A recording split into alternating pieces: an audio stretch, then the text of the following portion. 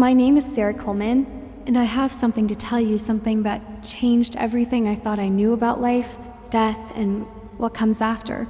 I've struggled to find the right words, but this story is too important to keep to myself. On April 3rd, 2023, my life took a turn I never saw coming. For exactly 12 minutes, I was clinically dead, no pulse, no breath, nothing. But in those 12 minutes, I didn't just vanish into nothingness. I went somewhere, a place so vivid, so undeniable that even now I struggle to put it into words. And what I saw wasn't just for me. It was a message meant for all of us. I've spent over a decade as an emergency nurse. My world has always been one of science, facts, and what can be measured. I've witnessed life begin and life end. I've stood in the middle of chaos, holding on to logic because that's what keeps people alive. If you had told me a year ago that I would be sitting here sharing a story about dying and coming back with a message from Jesus himself, I would have thought you were insane. But sometimes life doesn't just challenge what we believe, it completely turns it upside down. That morning started like any other. I hadn't slept well after my son's soccer game the night before. My mind was restless, running through a checklist of everything I needed to do. So I decided to go for a run, hoping the crisp morning air would clear my head. The streets were quiet, wrapped in that peaceful stillness just before dawn. A thin layer of fog drifted over the pavement, and the air felt cool, almost refreshing. I glanced at my watch. 5:12 a.m. Everything felt so normal. And then, in an instant, everything changed. I don't remember the impact itself, just the sudden, jarring shift from one reality to another. Later, I would learn that a distracted driver, glancing at his phone instead of the road, hit me as I crossed the street. One moment, I was running. The next, there was nothing. At least, that's what I expected: darkness, silence, an ending. But instead, I opened my eyes to something beyond anything I'd ever known. The first thing I noticed was the light. It wasn't like sunlight, nor was it artificial. It was pure, radiant, and alive. It didn't just illuminate the space around me, it filled me, wrapping me in a warmth so deep, so complete that for the first time in my life, I felt utterly weightless. No fear, no pain, no worries. Every burden I'd ever carried was gone. And in that moment, I realized something profound: I was home. As I tried to make sense of where I was, I became aware of something else: colors. Unlike anything I'd ever seen before. They weren't just brighter, they were more alive. Every hue pulsed with energy, blending and shifting in a way that felt almost musical. And then I realized it was music, not a song with instruments or lyrics, but a harmony that resonated through everything, as if joy and love themselves had been woven into sound. Then I saw someone approaching. At first, it was just a figure in the radiant light. But as he came closer, my breath caught in my chest. It was my father. He had passed away when I was a teenager, yet here he was, strong, vibrant, and more alive than I had ever seen him. His smile was the same, but there was something else, something pure, something beyond words. "Sarah," he said, his voice filled with warmth and love. "You don't need to be afraid. He's waiting for you." Before I could even ask what he meant, he reached out and touched my hand. The moment his skin met mine, a wave of understanding washed over me. It wasn't just recognition, it was connection.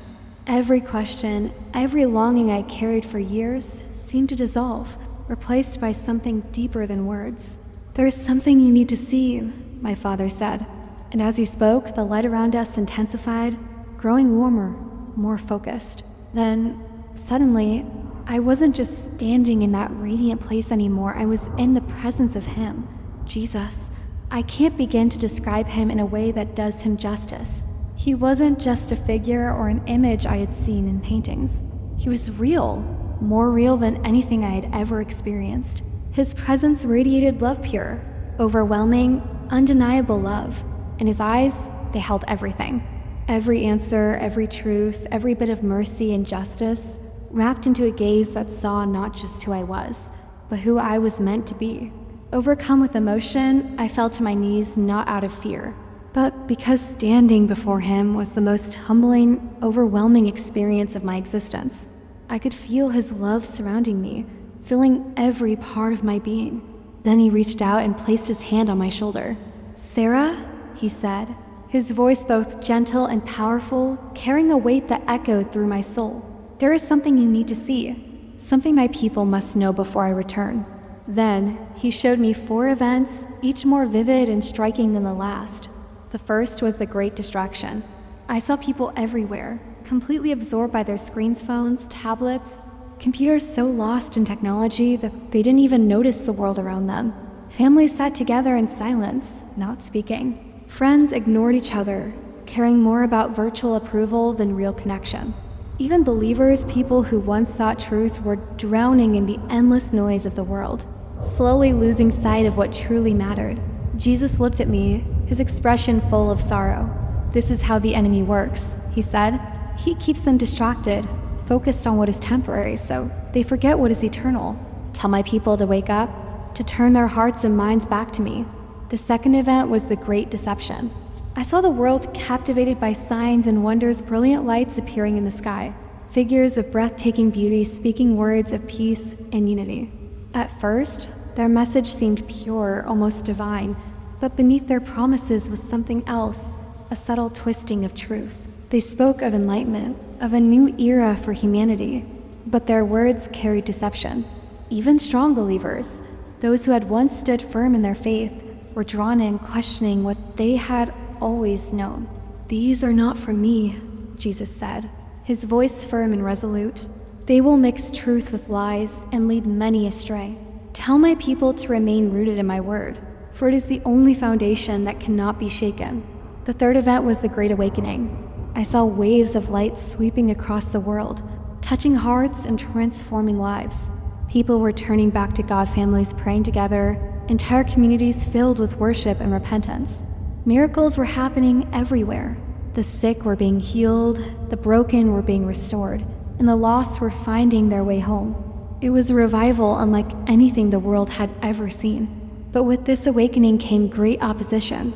Believers were mocked, silenced, and even persecuted for their faith. Some lost their jobs, others were imprisoned, and many even gave their lives.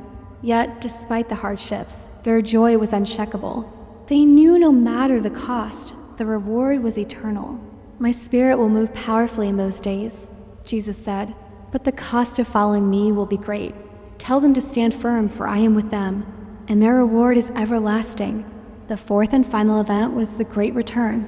The sky split open, and there he was coming in glory, surrounded by legions of angels. The entire world stood still.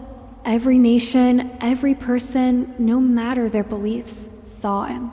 Some fell to their knees in worship, their souls overflowing with joy.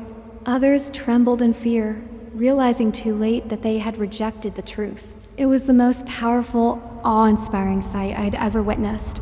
"This is what is coming," Jesus said. "Tell them I am coming soon. Tell them to be prepared, for no one knows the day or the hour."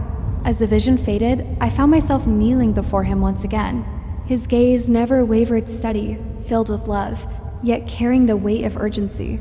"Sarah," he said, "the world is entering a time like never before.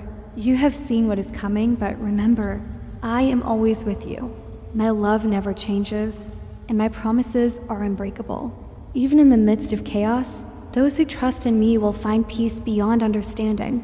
His words settled deep into my soul, and before I could respond, I felt something pulling me back. The warmth of his presence faded, the light disappeared, and suddenly, I was being thrust into the cold reality of my body once again.